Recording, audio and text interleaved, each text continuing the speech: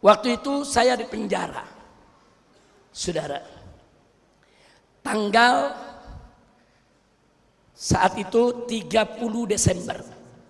Saya masih dalam penjara. Kemudian pagi-pagi datanglah para pengacara saya dan para pengurus Front Pembela Islam. Mereka ngasih kabar, Habib, ini kabar A1 dari Ordal. Oh, sekarang kan keren tuh namanya Ordal. Dikit-dikit Ordal. Tahu Ordal? Orang dalam. Kabar apa? Saya bilang, nanti jam 4 sore Front Pembela Islam dibubarkan. Nah, jadi Habib, kami datang. Kami mau tahu nih, langkah apa yang harus kami ambil. Apa kita petun? Karena nanti yang bubarkan bukan presiden, presiden gak berani.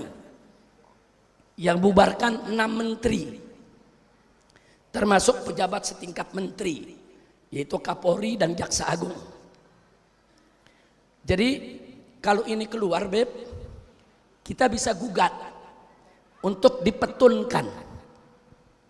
Nah, kira-kira menurut Habib bagaimana? Apa kita lawan? Apa kita diam? Saya bilang ya harus kita lawan. Jadi bagaimana Beb lawannya? Kita petun? Saya bilang jangan. Kalau kita gugat ke pengadilan, ada 3 persoalan. 1, belum tentu kita menang. Karena rezimnya kan masih dia-dia juga. Hakimnya banyak dibayar, betul? Jadi kemungkinan menang kecil. Yang kedua, kalau kita gugat, prosesnya lama. Berbulan-bulan, bisa tahunan. Udah waktunya lama, belum tentu menang. Yang ketiga, kalaupun saudara kita gugat, terus kita kalah, lebih bahaya. Bahayanya kenapa? Keputusan SKB 6 menteri yang kita sebut inkonstitusional itu akan menjadi konstitusional. Kenapa saya sebut inkonstitusional? Karena dalam undang-undang keormasan disebutkan suatu ormas itu kalau mau dibubarkan harus lewat pengadilan. Nanti pemerintah dengan ormas berdebat depan hakim, adu argumentasi, saudara, dan itu tidak dilakukan oleh pemerintah. Pemerintah langsung membubarkan begitu aja, nggak boleh, saudara. Ini namanya inkonstitusional, tidak sah. Tapi kalau kita gugat, kita kalah, pemerintah menang, yang tidak sah menjadi sah, yang inkonstitusional menjadi konstitusional. Kira-kira jelas gak? Paham? Jadi saya bilang kita lawan, tapi jangan pakai petun. Terus teman-teman nanya, lawannya bagaimana, Beb? Apa kita demo besar-besaran? Kita aksi di mana? Semua FPI turun aja udah ke jalan se-Indonesia. Jangan. Sebab kalau semua turun, saudara, nanti mereka akan bergening dengan saya dalam penjara. Habib mau hukumnya ringan nggak? Nah, kalau hukumnya mau ringan, Habib suruh jangan demo. Kalau demo nanti hukum Habib kita beratkan. Jangan. Saya nggak mau disandra. Nah, jadi bagaimana Habib? Ada jalan. Bagaimana? Jam 4 dibubarkan, jam 5 umumkan organisasi baru. Takbir. Namanya Front Persaudaraan Islam, singkatannya FPI, pengurusnya dia juga. Itu yang hadir depan saya ahli hukum semua. Saya tanya mereka, bagaimana? Bisa gak seperti itu? Oh bisa, Habib. Ada larangan gak di undang-undang? Nggak ada, Habib. Siap kerjakan, siap, Habib. Bubar rapat selesai. Ana sore jam 4 betul diumumkan, saudara. FPI dibubarkan. Cuman saya pesan, ini dibubarinnya nanti sore. Nah, saya pesan sekarang telepon semua DPD se-Indonesia. Kasih tahu nanti jam 4 kita dibubarin, jangan kaget. Kalau dibubarin nggak usah protes, nggak usah demo, nggak usah. Kita punya pelang, turunin, ganti cat aja. Namanya robah, lambangnya udah ada, tasbih bulat, tulisannya FPI. Yang tasbih segitiga buang jauh-jauh. Namanya Front Persaudaraan Islam. Semua dikasih kabar. Makanya begitu diumumkan bubar jam 4 sore, pengurus FPI nggak ada yang kaget ya, kawan. Semua tenang. Kenapa? Karena udah ada jawabannya. Jam 5 DPP FPI saudara menyatakan, saudara saat itu dibentuknya organisasi baru. Alhamdulillah. Besoknya wartawan rame-rame ke Menko Polhukam. Tahu Menko Polhukam? Tahu namanya? Jangan lu sebut, lu pakai nyebut lagi. Tapi benar sih yang lu sebut. Saudara, jadi semua wartawan datang ke dia nanya, Pak Menko, FPI kemarin sudah dibubarkan. Sekarang ini dia bikin lagi ini FPI yang baru. Pengurusnya dia dua juga. Bagaimana ini Pak Menko? Pak Menko jawabnya santai. Ya selama namanya bukan Front Pembela Islam, nggak apa-apa. Takbir. Ya emang karena Menkonya ngerti hukum, tahu undang-undang. Ya orang opo-opo. Alhamdulillah. Nah karena itu saya mau kasih tahu aparat di seluruh Indonesia lewat rekaman yang ada ini, tolong bedakan bendera Nabi bukan bendera HTI. Silakan larang bendera HTI, jangan coba-coba larang bendera Nabi. Yang kedua, Front Pembela Islam itu yang sudah dibubarkan. Silakan Bapak larang atributnya. Tapi Front Persaudaraan Islam tidak pernah dibubarkan. Organisasi resmi, legal, saudara, berdasarkan konstitusi Indonesia. Takbir. Shallu ala Nabi.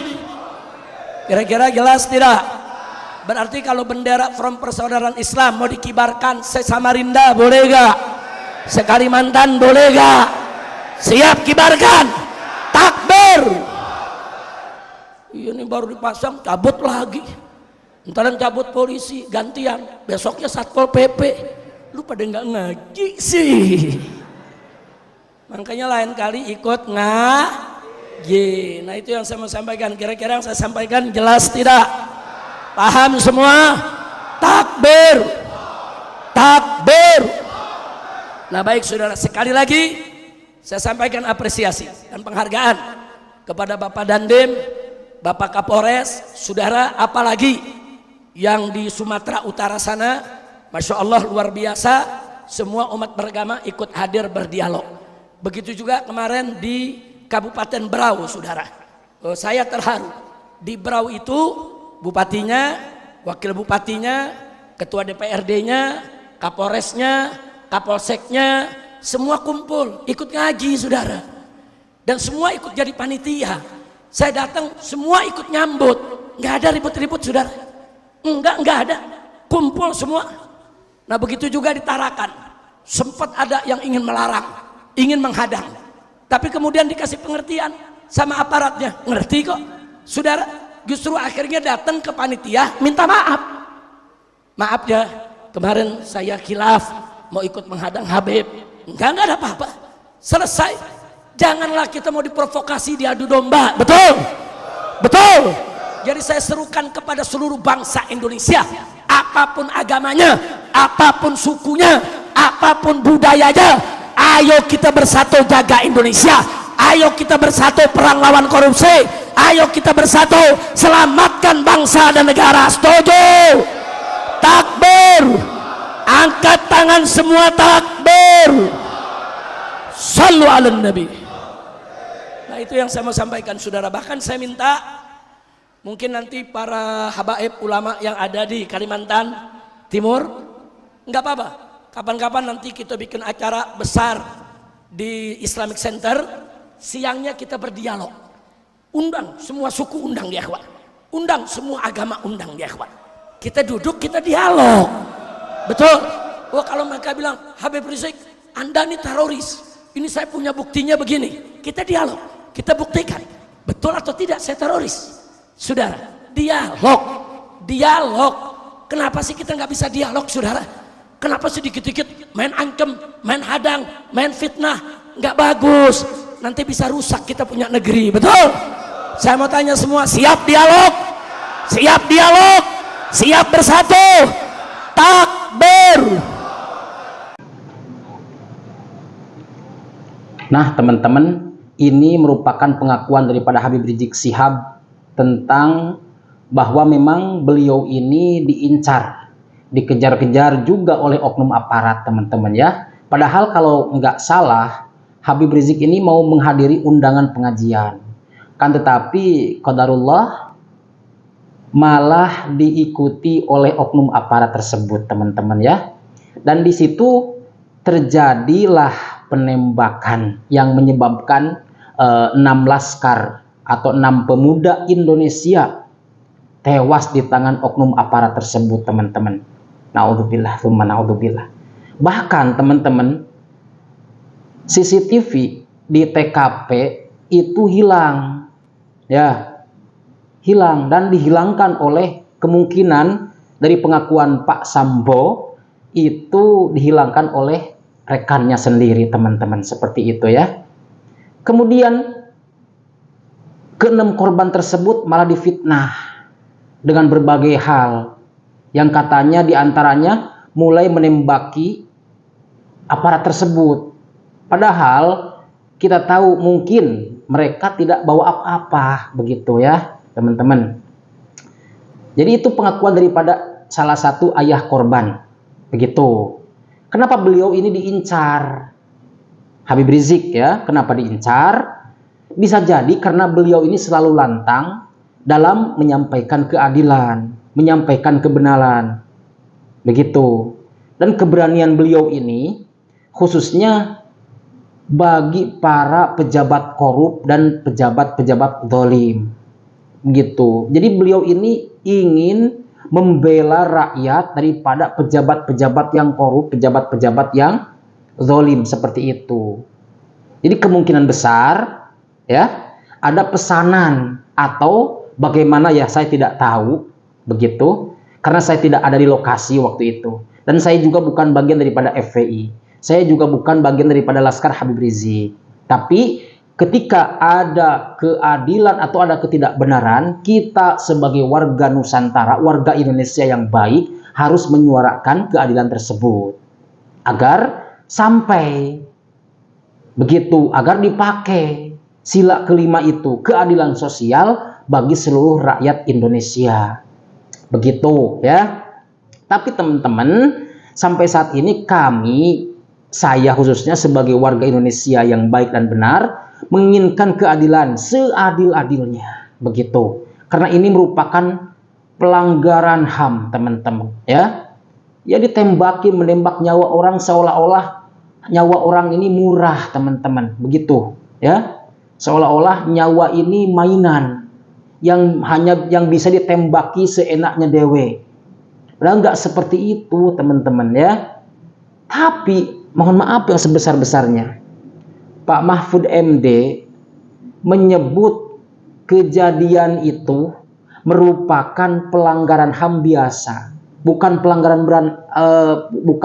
berat katanya.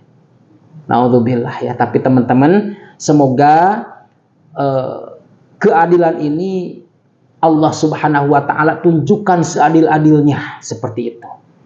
Baik, terima kasih. Assalamualaikum warahmatullahi wabarakatuh.